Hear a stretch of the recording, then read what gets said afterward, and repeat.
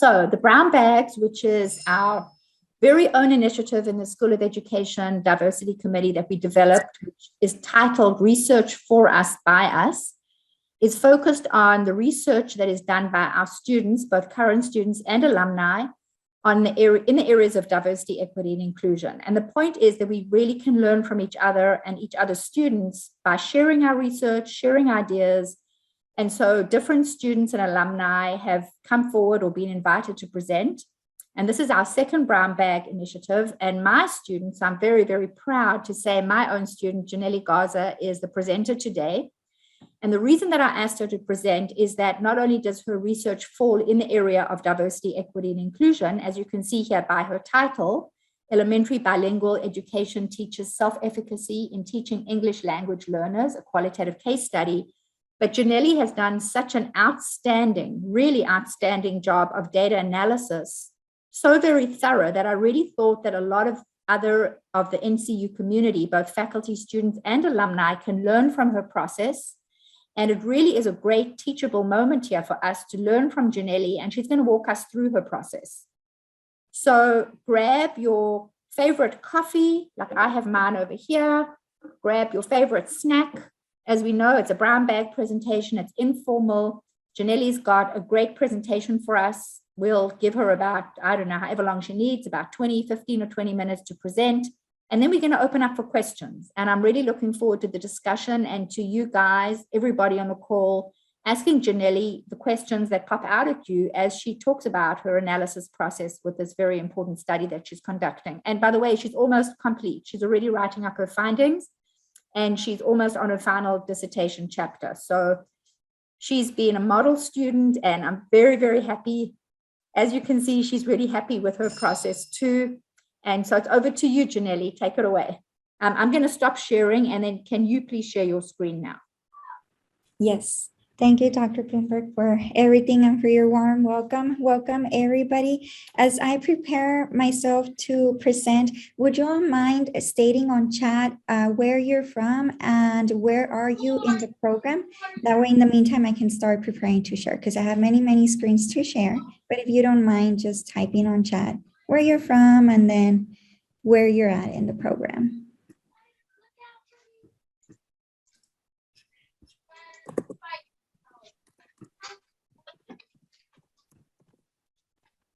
Kansas, awesome. Welcome, everybody. Georgia. All right. Well, it's nice to know a little bit about our people here, Phoenix. All right. So I'm from Texas and I'm ready. Here we go. Wow, you have a very big, very wide, diverse group of people from all over the country here, Janelle. Yes, I'm excited about that because as you all know, I'm Janelle Garza and I am very diverse. I'm actually Hispanic. My parents are from Mexico and I do live in the border with Mexico. So I'm literally 10 minutes away from the border. I can commute every day if wanted to. So half of my life I was raised in Texas and then the other half in Mexico. So yes, awesome. All right, so hello, I am Ms. Janelle Garza. Today I will be presenting to you about just qualitative. Janelle, sorry, one thing. Can everybody please switch off put themselves on mute so there's no background noise for Janelle. Sorry to interrupt there, Janelle. I'm going to do so myself as well. No worries. Thank you so much. All right, so today I will be presenting to you about qualitative analytic process, and this subject is important because we get to see a broad view of how the analysis process looks like in an actual dissertation. So I'm very excited as Dr. Bloomberg. I'm about to finalize section 3 of my dissertation, and I can't wait. All right. And then Dr. Bloomberg, if you wouldn't mind letting me know 5 minutes before our time is up. All right, thank you. All right, so here is this quote that I wanted to start with. It says, analysis is both an exciting and challenging aspect of qualitative research process. Bloomberg and Volk, 2019, page 230. And actually this book, well, Dr. Bloomberg's book, Qualitative Dissertation, A Roadmap from Beginning to End, has been really, really my guide in my dissertation process because I followed it sentence by sentence, step by step.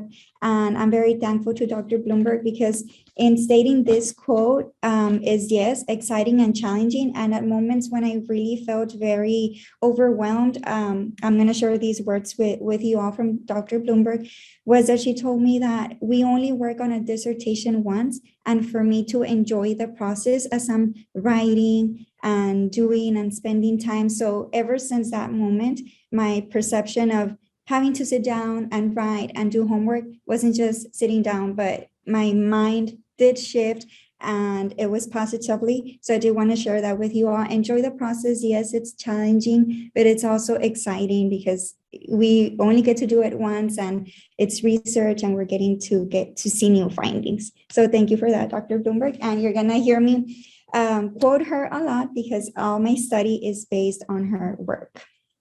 All right. So the agenda for today, I'm going to talk a little bit about my studies background, the data analysis method I chose, my data analysis process, and I'm going to go through each step and show you all authentic samples of my work that we all can have some examples and models that you can have an idea for. And then concluding remark, and we're going to move it on into questions. So I recommend that you all have your little notepads, notebooks, so that as I'm presenting, you can write your questions and we can have a discussion at the end. All right. So a little bit about my studies background. The purpose of this qualitative descriptive case study was to explore the perspectives and experiences of elementary bilingual education teachers and their perceived lack of preparedness to teach English language learners. We see here that I used structured interviews, a focus group session, and my researcher's reflective journal. So you're going to be seeing a little snippets of each data component and then a description. They lasted 20 to 45 minutes, and then how long it lasted and the purpose of each. So this I actually gathered from my dissertation section 2. Okay, so it's a little bit of my background. Whoop. There we are. So my data analysis method, I decided to use a thematic analysis method to explore and understand the teacher perceptions about their lack of preparedness to teach English language learners. Now, within thematic analysis method, we have within case analysis and cross-case analysis. So a thematic analysis allows researchers to examine and describe codes within each case. So I looked at interviews individually and started identifying different codes as I went through the interviews and noticed similarities and things that were present. And then across cases that evolve into major teams to support studies findings. So then I started coding based on cross-case analysis when I looked at all the interviews and then included my focus groups session as well, and then my reflective journal. So I first used within case, each interview individually. From there, I went on and developed questions for my focus group so that I could code across cases, all right? There we go. All right, so the data analysis process. These are steps for data analysis that I borrowed from Dr. Bloomberg, and it is included in her book. I don't know if y'all can see this, but it's on page 236, and I literally followed these steps step by step, guided by the chapter, by what the book read. And so step 1, I reviewed and explored my raw data, which is when I did my, and I don't know why, let me see. Yeah. When I did my within case analysis through each interview. And then step 2, I reread the data, coded and placed codes into categories. And here I included the journal, data summary table, revise and coding scheme. So on step 2 is where we're going to see the major part of the coding and analysis process. Step 3, reporting my findings. And then step 4, interpret findings. And this is where I stand right now, step 4. So almost there. All right. And then just a quick example, that cross-case analysis through the thematic analysis method was done in step 2. Okay. So step one, review and explore raw data. Within case analysis, again, I began identifying themes that emerge into codes. So I individually looked at my 14 interviews, and please excuse my handwriting, but I truly believe in providing authentic examples and models for others to be able to have, right? So here's my authentic handwriting. And as I was reading the interviews, I have different Post-its. This is just one. And I was writing notes. Okay, I see this, I see that. These numbers here represent the questions on the interview guide. And then if you all are familiar with Bachelor Nation, you can tell I'm a fan because my pseudonyms came from Bachelor characters, James and Claire. So for all those fans over there. So we see here, for example, number 2, we see that James mentioned something about he was an English learner himself. And then we see Claire mentioned that she was passionate, an English learner herself as well. So guess what? Most of the participants, if not all, were English learners themselves. So that became an emergent theme. So there we see, and this is how I was making connections. So it was a very big visual for me. Now you used an open coding system that created codes based on what the data, the interviews revealed in relation to the theoretical framework and research questions. So not forgetting my theoretical framework, which I use Bandura's social cognitive theory and then Vygotsky's social cultural theory. So yes, there we are for step 1. Step 2. This is where I came in and reread the data, coded, and placed coded data into categories. So a lot of things happened here. So we see cross-case analysis. I reread the interviews and focus group session for coding. So remember, first, I read all my interviews, developed some codes, developed my focus group questions based on what the interviews told me. And then I came back to my focus group and my interviews to code. So see how this one sentence has different codes? And I opted for a manual coding process where I printed out, made my notes. So this one sentence had all these 3 codes, and you see different colored pens because I use different colored pens to differentiate my codes. And then we have the data summary table, which at the same time as I was coding, I was also noting information on the data summary table, which is also included in Dr. Bloomberg's book. Very, very resourceful. And I had all my codes up here, my participants. And then I was able to represent, okay, participant 1 mentioned this, that they were English learners in the interview. The red X's are the focus group. So this allowed me to even see my triangulation process across my data. So it's about 5 pages long. It needs editing, but it's a very, very awesome resource. Now, at the same time, while I was doing this, I also consulted with inner raters, 3 inner raters that are current doctoral students in the field of education, and they collaborated with me by coding some of my transcripts, and I was able to compare what they found to what I had found and just question why I had coded certain things a specific way, why they had coded other things. And yes, so let's go to the next one. Step 2, I again reread data, code and place coded data into categories, continued.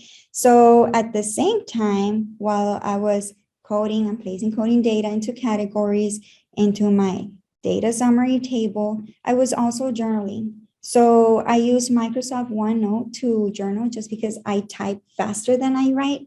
So this really helped me to make notes. And then I printed out my notes again because I'm more of a paper person. And I went in and coded my journaling notes by sentence. So you can see here that C represented cognates, and then social, cultural, linguistic backgrounds, and then SK was shy kids. And here you see I edited because the code was teachers describing shy kids. After talking to my inner raters and collaborating, they say you don't need such an extensive code, shy kids would just be fine. So this is an example of step 2. All right. And continuing with step 2, which is one of the longest process, At the end, I brought my final codes and themes, and I sorted them out and categorized them into themes by research question. So here's an authentic example from my dissertation template. And I'm actually gonna switch screens right now so I can show you a better example, which is here. So it's a Word document with my final codes and themes. So they're by research question. I was able to identify 5 themes for research question 1.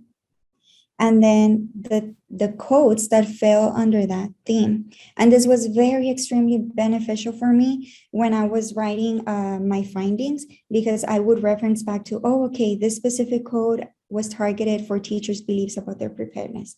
And it was just a lot easier for me to track. Now I would say, okay, teachers feel prepared.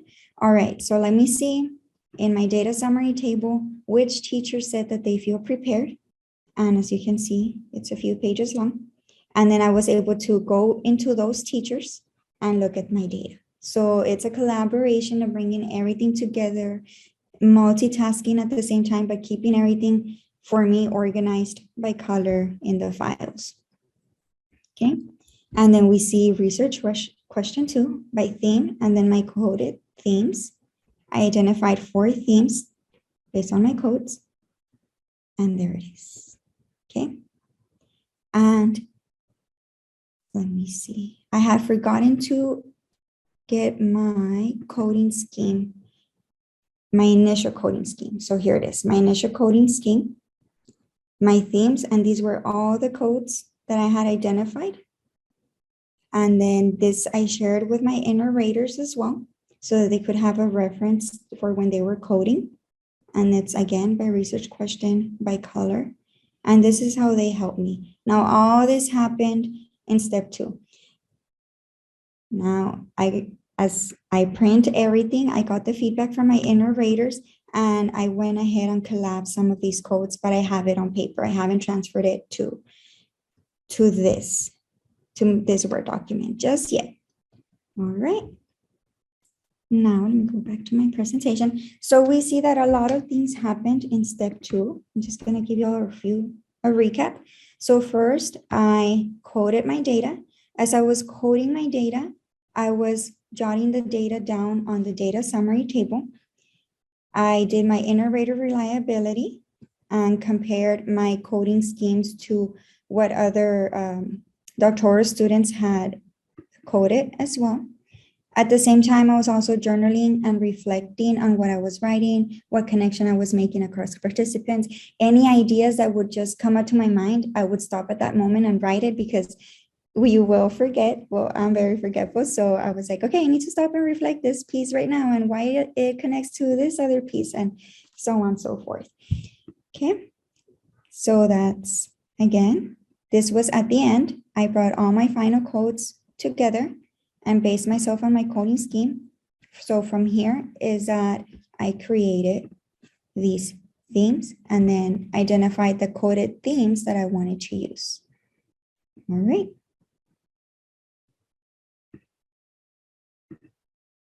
Okay, so report findings. I've been using electronic flip charts, which are also included in the book. Very, very resourceful again. And they're created by theme and include participants' quotes. So this is an example that I used to create mine. So here's another participant of mine, Eva. And then the numbers represent the page number that it is found. And I was just able to see all the quotes that apply to comfortable environments. And from there, let me show you over here. From here, I was able to see all the participants that talked about comfortable environments. I put all their quotes in the same page, again, printed it. And this way I had a more visual of, okay, which quotes reflect a little bit more the ones that talk about my findings, which ones really target what I'm trying to say in my findings to connect it directly to my findings. So this is how I did that. And I just finished that step, if not last week, the previous week, but that's where we're at. And it was very enjoyable. So for each theme here, we're gonna find one of these, okay, which is an electronic flip chart. Now, I know the book says that you could also do them on paper. You can cut, tape the quotes in a folder or so on, but this is just the way that I preferred to do it. Okay. Step 4, interpret your findings. So I'm using an interpretation outline tool, again, from the book reference, and it fosters critical thinking and reflection towards the findings of the study. So it really, really got me thinking about, why am I making this statement? Why am I predicting that teachers' beliefs are guided by their cultural beliefs or so forth, or their short linguistic and cultural beliefs with students? So the interpretation outline tool really got me thinking about why, and asking myself, okay, so why? Because some teachers mentioned that they feel prepared with basic skills, but are not taught how to implement them in the classroom. And see how here I even connected it to my theory. And then having a bilingual education program, this is another theme, helps, and then how it links to theory. So it's just really questioning, reasoning, why teachers feel prepared to teach a vertical perspective. So at the end, my findings were that teachers, Hispanic elementary bilingual education teachers, do feel prepared to teach English language learners here in South Texas, and I specify the reasonings behind it. Okay, so that's how the interpretation outline tool looks. And then my concluding remark is that qualitative data analysis requires the researcher to be patient and reflective in a process that strives to make sense of multiple data sources. So as I mentioned earlier, Dr. Bloomberg's saying, in which we only do this once for us to really enjoy it, and it does require us to be very patient, because a lot of things are not in our hand, but it's up to us to really focus and read and be patient in the process, and at the same time enjoy it. So yes, because we're trying to make sense of a lot of data sources. All right, so right now, before we actually conclude, I do have a few questions for you all. What would you believe will be the most difficult part of data analysis, and why? Do you foresee using any of these tools and materials for your own data analysis? And if you could specify why. So at this moment, I would allow you all to ask any questions. That was an outstanding presentation, Janelli. Thank you. I'm so proud of you and all your work and your hard work. And these are great questions. So please all feel free to unmute and ask Janelli answer these questions, and ask her any other questions you have about her study, her data analysis process, and anything that's on your mind now. She's given you a lot of information, and what a great study, I have to say. Thank you. It has taken a lot of dedication and reading, and more than anything, being patient with the process itself. Yes. Yeah. Yes. Now you all don't be shy. And while everybody's getting ready to ask you questions, because I think they're all thinking a lot of, here's, I don't know if you want to say anything, Norma. I see your wonderful comment about an outstanding presentation. I just want to say that Janelli really took her analysis, as she did with all aspects of the study. She really took the analysis to heart in a very, very methodical way. And she really was very, very focused on doing it correctly and comprehensively. I think, am I right in saying, Janelli, you set for yourself a standard that you wanted to achieve, and you didn't want to just do a half-hearted job on this. You really wanted to do it excellently. Yes, and even to this day on step 4, the evaluation of the findings of the outcomes, really looking into the literature, connecting to what others have said about my findings, and making sure that they specifically target my findings.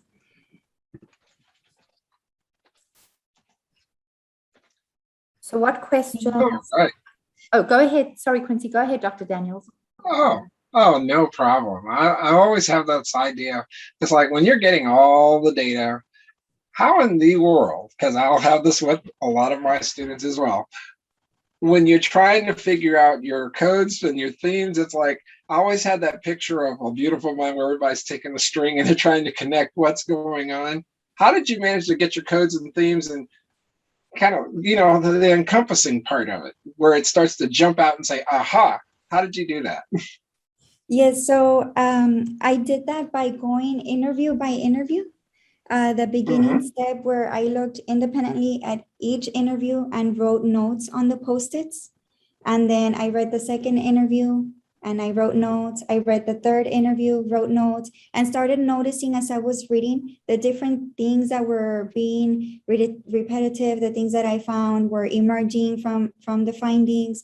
And that's how I started to create my codes. That's where they came from. And then once I looked at all 14 interviews, is that I went ahead and created the questions for the focus group session, which were more specific in what had emerged from those 14 interviews. And that's how I more or less balanced it, because it was hard. Yes. Okay. All right. Thank you. I always had that idea. It's like, okay, because I'm pretty visual. I always had to like connect stuff. It's like, okay, otherwise I would forget by the time I've read the third transcript. So, Yes. okay. All right. Thank you. Yes, so making my notes was very beneficial. Yes, for each one specifically. And as you notice, I did it by question. So question 2, this is what emerged. Question 3, this is what emerged. So being very intentional about each question. Great. Yes. So And now, how did you transcribe your transcripts originally? I used otter.ai to transcribe the transcripts. So in my IRB, I did ask for permission to record through Skype and video record through Skype and to record through otter.ai. And as I was doing the interviews, I had my otter.ai on my phone and I was recording so I could have the visual through Skype and then the voice through the otter.ai. And it's a very neat app. I did have to go back though and really listen again to the interview and some of the words, because we're Hispanic, we may have an accent, we speak in Spanish. I did allow my participants to speak in the language that they felt more comfortable with. And I did have to go back and change some of the words that had been spelled misspelled or just pronounced in the wrong way. Yes, thank you for sharing. Yes, otter.ai. And that's how I did the transcriptions. And it was very beneficial. I see here that, how did you connect with your inner raters? Again, I do have to give Dr. Bloomberg credit for that, because I know Sandra Flores, I saw her earlier. Yes, she's here. And I want to thank her because Dr. Bloomberg went ahead and connected us. We're both Hispanic. She lives in Puerto Rico. Here in South Texas, we're able to understand each other. And that's how I connected with one of my inner raters. The other 2 inner raters are co-workers, and they're currently getting their doctoral in education as well. Janelle, and Sandra, I'm not sure if Sandra would like to just step in for a moment and just comment on her experience as an inter-rater, as another student in one of our School of Education doctoral programs, and I'm also her chair. So sorry. That's a kid calling me. I don't know if you'd like to, Sandra, if you have anything to say about that experience, what it was like for you, what you learned from it. Yes, definitely. Thank you. Hi, everyone. Thank you, Janelle, for your presentation. Yeah, I participated as a innovator for Janelle's study, and I really enjoy the process because I'm working on my chapter 1 right now, so I wasn't really familiar with the process. So I really got to enjoy to read every interview and really merge into the information and findings, and just with all the data and learning how to come up with the codes and then themes. So it was a really nice experience just to get myself familiarized with everything. And I found it really, really helpful, and I really enjoyed a lot of feedback from Janelle, and saying that we have to be very organized, and especially with when the time comes for data analysis. I mean, you're gonna get so merged into the data, like you have to be very, very organized and get everything in the right place. Yeah. Just be patient. And I just want to say also, my reason for connecting Janelli and Sandra, both of my two students, is they're doing research in kind of similar areas. So Sandra, maybe you just want to also just share the focus of your research, just so that the listeners can also hear that you're familiar with this area and that in your chapter 1, you've already started writing about this. Yeah, sure, definitely. Well, my dissertation topic is about the limited cultural competence of higher education teachers who've been working with English language learners.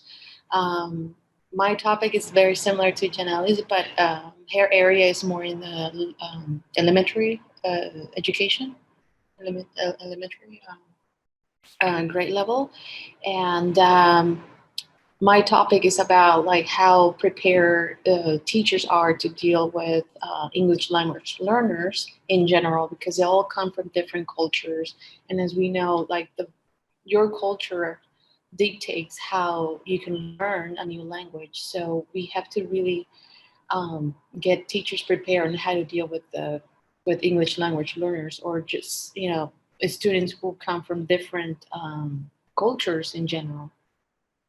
Yeah, thank you. Thanks so much. Yes, and I do want to thank Sandra, because I remember, I think it was a Sunday when we met through FaceTime to discuss the coding scheme and talk about her feedback and our conversation. And she was extremely tired. We were both very tired. It was a late Sunday. And thank you so much, Sandra, for your collaboration. Yes, and Dr. Bloomberg for connecting us, because well, I have to say, nothing gives me greater pleasure than to connect students so that we are all part of this larger learning community and we can support each other. And I really am so thrilled that you were able to collaborate, and I'm sure that you will collaborate going forward. And I know, Janelli, you're a big inspiration for Sandra as she's setting off on her study on her chapter 1. So what are the questions? Thanks, Sandra. What are the questions from anyone in the audience? I see there's some of my other students in the audience, faculty members. What pops out to you that you'd like to ask Janelli? We only have like another 5 to 10 minutes left, and here she is, and she's ready to answer any of the questions and share some of her strategies. Yes, I have one on direct message, Dr. Bloomberg, about member checks. I did conduct member checks. Did I experience any special challenges in that part of my data analysis process? Not necessarily, because that was done prior to conducting my data analysis. I did provide the transcripts back to my participants, and they did their member checking in that sort of, this is what I would like to change. This is what is, it's fine. Not 100% of the participants replied with a member check, but I did include them prior. Now, I have not sent them yet so that they can review my findings, just because I want to finish everything and have something concise and well revised before sending it back to them.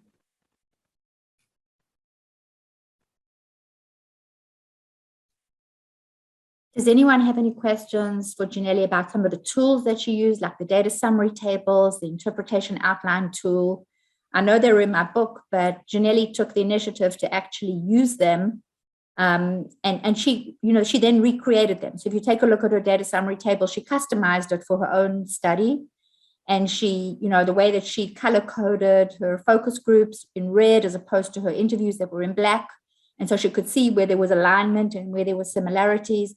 Are there any questions about that Janelli can share with you about how she actually came to do it? Because as Dr. Daniels pointed out, it's such a huge process. You landed with so much data, and now you've got to sort of make sense of it all and put all these strings together.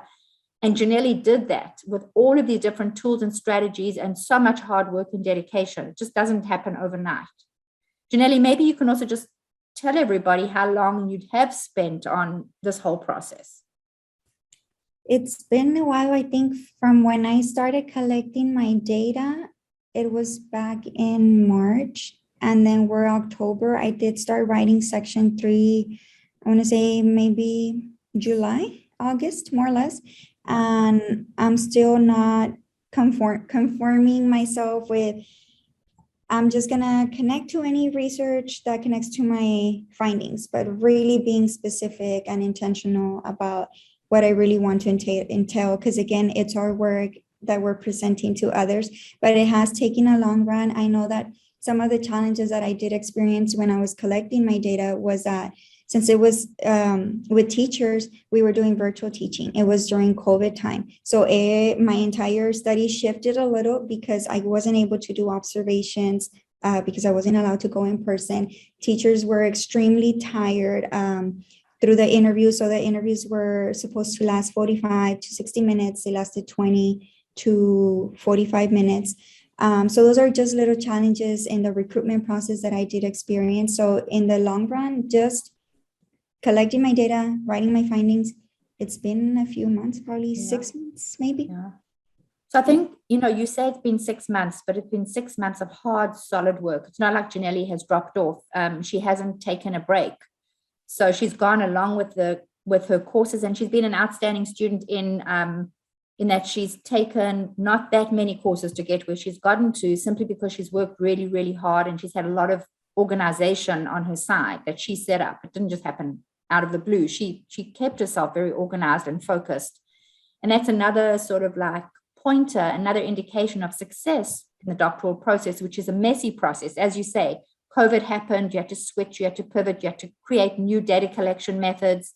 I can't remember if we had to reapply to IRB. I can't remember if we had some little modification there. Yeah, we did.